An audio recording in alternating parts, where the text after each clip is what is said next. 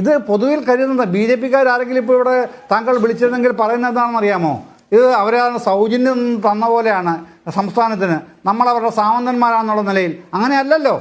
ഇത് നമ്മളിൽ നിന്ന് പിരിച്ചുകൊണ്ടുപോകുന്ന പണം പിന്നെ സംസ്ഥാനങ്ങൾക്ക് കേന്ദ്രം ഷെയർ ചെയ്യണം എന്ന് ആർട്ടിക്കിൾ 270 എഴുതി വെച്ചിരിക്കുകയാണ് ഭരണഘടനയിൽ.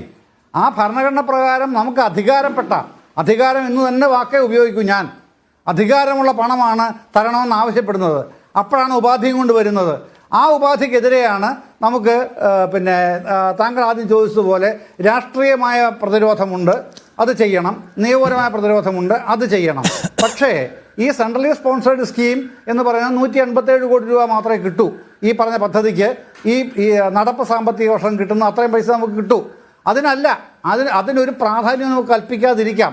പക്ഷേ പ്രാധാന്യം നൽകേണ്ടി വരുന്നത് നമുക്ക് കിട്ടാനുള്ള ഈ പറയുന്ന സമഗ്ര ശിക്ഷാ അഭിയാൻ്റെ ഇത്രയും പണം 1461 കോടി രൂപ, ആ 66 കോടി രൂപ അത് ഉപേക്ഷിക്കാൻ നിവൃത്തിയില്ലാത്തതുകൊണ്ടാണ് ഈ സെൻട്രലി സ്പോൺസേഡ് സ്കീം കേന്ദ്രാവിഷ്കൃത പദ്ധതി അംഗീകരിച്ച് ഒപ്പിടേണ്ടി വരുന്നത്. അപ്പോൾ തന്നെ നമ്മൾ വീണ്ടും ആവർത്തിച്ച് പറയുകയാണ്, അത് നാഷണൽ എഡ്യൂക്കേഷൻ പോളിസിയുടെ ഭാഗമായിട്ടല്ല കേരളം അംഗീകരിക്കുന്നത്.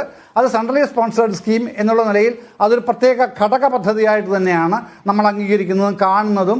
കാഴ്ചപ്പാട് മാത്രമല്ല, പ്രവൃത്തിയും അങ്ങനെ തന്നെയായിരിക്കും എന്നുള്ളതാണ് നിലപാട്. ആ നിലപാടാണ് ഉയർത്തിപ്പിടിക്കുന്നതും. അതിൻ്റെ അകത്ത് വിമർശനങ്ങൾ സ്വാഭാവികമല്ലേ?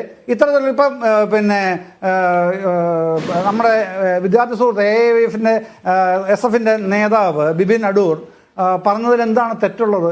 അവരുടെ നിലപാടാണ്, രാഷ്ട്രീയ നിലപാട് എന്നുള്ളതിനേക്കാൾ വിദ്യാർത്ഥി സംഘടനയുടെ സ്വതന്ത്രമായ നിലപാടാണെന്ന് അദ്ദേഹം പറഞ്ഞല്ലോ. അതിൻ്റെ അകത്ത് തീരുമാനമെടുക്കാനായി CPI എന്ന മുന്നണിയിലെ രണ്ടാമത്തെ വലിയ പ്രബല കക്ഷിയുണ്ട്. അതുകൊണ്ടാണ് ഞാൻ പറഞ്ഞത്, അവരുടെ മന്ത്രിമാർ തന്നെ 2 ഘട്ടങ്ങളിൽ ക്യാബിനറ്റിൽ ഉന്നയിച്ചിട്ട് മാറ്റിവെച്ച വിഷയമാണിത്. ആ വിഷയം ഇന്നും മുന്നണി കൺവീനർ പറഞ്ഞല്ലോ, ആവശ്യമായ പരിശോധനകൾ ഇനിയും നടത്തും എന്ന്. അതുതന്നെയാണല്ലോ CPI സ്റ്റേറ്റ് സെക്രട്ടറി സഖാവ് ബിനോയ് വിശ്വം പറയുന്നത് തന്നെയല്ലേ.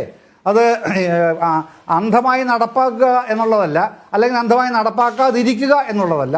കാര്യങ്ങൾ പരിശോധിച്ച് എന്താണോ വേണ്ടതെന്ന് വെച്ചാൽ ചെയ്യും.